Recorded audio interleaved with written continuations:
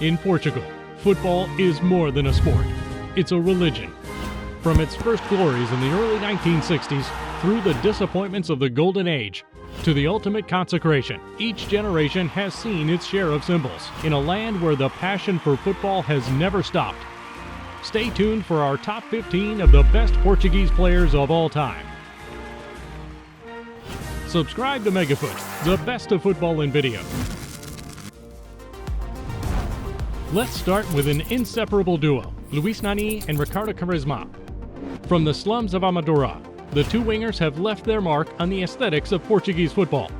Whimsical dribbles, magical outsides, anthological celebrations. Their history has left football lovers with a sweet and bitter aftertaste, the complicated end of the relationship between Manchester United and Nani. Despite winning the Champions League in 2008, Quaresma's stints at Barcelona, Inter, and Chelsea are testament to the fact that they could have done better.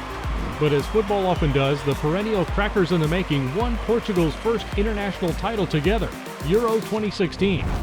A Menina, or the little girl as some Portuguese like to call him. Nuno Gomez's slim face and androgynous features have fooled many goalkeepers, from Boa Vista to Benfica, through Fiorentina and Braga, to end his career at Blackburn. The Portuguese top striker has scored 134 goals for his club and 29 for his country. He has managed to follow in the footsteps of his idol, Fernando Gomes, a former FC Porto striker. Fernando Couto. During his career, the former FC Porto centre-back filled his trophy cabinet with European titles. A UEFA Cup with Parma in 1995, a UEFA Super Cup with Barca in 1997, a European Cup Winners' Cup the same year, a double that he repeated with Lazio in 1999. But one of the most important triumphs of Fernando Couto's career remains the U20 World Cup that he won with Portugal in 1989. It was the beginning of a golden generation for the Seleção. The Lusitanian rearguard has had other great hopes, and Ricardo Carvalho is one of them. The central defender made his mark on European football before moving to Chelsea, Real Madrid, and Monaco. In 2004, he won the Champions League with Porto under Jose Mourinho. He was then named UEFA Defender of the Year before failing to reach the final of Euro 2004 in Portugal. But all things come to those who wait. At 38 years, 1 month, and 22 days, he became the oldest player to win the European Championship in 2016.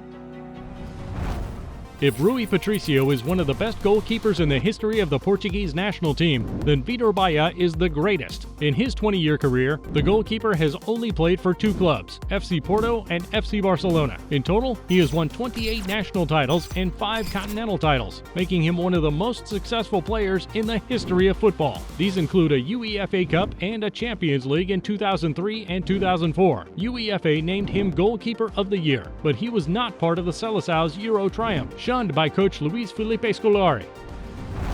His imposing mustache is matched only by his class. Fernando Chalana is one of the best players ever produced by Benfica Lisbon. The little genius revealed himself to the eyes of the old continent during the Euro 1984, where Portugal reached the semifinals. The rest of his career was a bit more contrasted. He signed for Bordeaux and played only 22 games between 84 and 87. Despite this, the Portuguese Player of the Year in 1976 and 1984 won the merit of dazzling the Lusitanians for almost a decade. Who better than Pedro Miguel Pauleta to occupy the 9th spot? The epitome of a fox in the box, flirting with the heavens and the edge of offside. The Azores Eagle is one of the symbols of the French championship of the 2000s.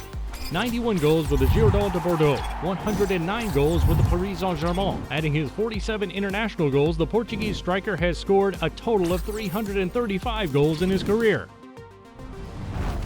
Soldier, warrior, fighter, synonym Pepe. Of Brazilian origin, the native of Maceió chose to wear the Portuguese shirt very early in his career. As soon as he was naturalized, he was called up and immediately became a permanent fixture. Since his first cap in 2007, Pepe has taken part in all of Portugal's international campaigns, Euro and World Cups included. If the general public remembers his sometimes volcanic character, Pepe has gained in maturity with each title. 3 Champions League wins with Real Madrid, a Euro in 2016, and a Nations League in 2019 with the national team. He is probably the best Portuguese defender in history. Mario Coluna. His name has had a little more difficulty withstanding the weight of time than that of another Mozambican, Eusebio. A former Sporting Club player, Lourenço Marques was an iconic Benfica player in the 1960s. Just like the Black Panther, his bond with Eusebio was strengthened on the green rectangle. Together they won Portugal's first and only World Cup podium in 1966. Before that, they won 2 European Champions Clubs Cups with Benfica in 1961 and 1962. As the undisputed leader, the Sacred Monster is one of the symbols of an era when Benfica was still one of Europe's leading clubs. Deco is of Brazilian and Japanese origin. It is difficult to explain how he came to wear the Portugal shirt. His Portuguese adventure began with Benfica, before exploding at Porto in the early 2000s. Of course, he was part of the generation of Dragons that won the Champions League in 2004. After joining Barca that summer, he won another individual award. This time, a second place on the Ballon d'Or podium. He won the 2006 Champions League with the Blaugrana, was a finalist at Euro 2004 and a semi-finalist at the 2006 World Cup in Germany. He finished his career with Chelsea, and then Fluminense, as one of the most accomplished Luso-Brazilians in the history of football. Paulo Futre, the icon by excellency of the 80s in Portugal, starts this top 5. The style of an artist, the soul of a colchonero. It is difficult to sum up in a few words what the false number 9 represented at the time. One thing is certain, he started out at Sporting Portugal before revealing himself with FC Porto, a club with which he won a C1 in 1987. He also spent a year at Benfica without being blacklisted. Hats off to him. But Paulo Futre is first and foremost Atletico Madrid, a club with which he played from 1987 to 1993 and forged a unique bond with the Madrid fans. The Maestro, Il Calciatore for the Italians. His full name is Rui Costa. With his socks down, he has smashed countless bars and broken many kidneys. Rui Costa's talent cannot be quantified. It can be contemplated. He revealed himself to the world with Benfica. He showed his class with Fiorentina, where he won 3 national titles. He then climbed to the top of Europe with AC Milan. He retired from the national team at Euro 2004 and retired at 2008 at Benfica's home ground, the Estádio da Luz. In its history, Portugal has only 3 Golden Ball winners. Luis Figo is one of them. From Barca to Real, his switching sides will have traumatized more than one Catalan aware of his talent. Champions League winner in 2002 with Real, 26 collective titles won in 19 years, 179 career assists. In the national team, he is the symbol of this golden generation of the 90s. With him, Portugal finally began to realize their participation in international tournaments. The semi-final of Euro 2000, lost to France, is a case in point. Between 1995 and the new millennium, he was elected Portuguese Player of the Year 6 times in a row. Pure class. In Portugal, Eusebio is none other than the equal of Pelé, Benfica's all-time top scorer with 473 goals, first Portuguese Golden Ball winner in 1965. The Black Panther finally entered the national pantheon in 2015. His name now rests alongside other great figures in Portuguese history, such as the singer Amália Rodrigues. Speed, technique, outstanding efficiency. Football is not really enough to tell the story of Eusebio. Being more than a legend, he embodied Portugal. We could have given him the number 7 that he likes so much, but it's hard not to put Cristiano Ronaldo at the top of the list. A real hope for sporting, phenomenon in Manchester, legend at Real Madrid.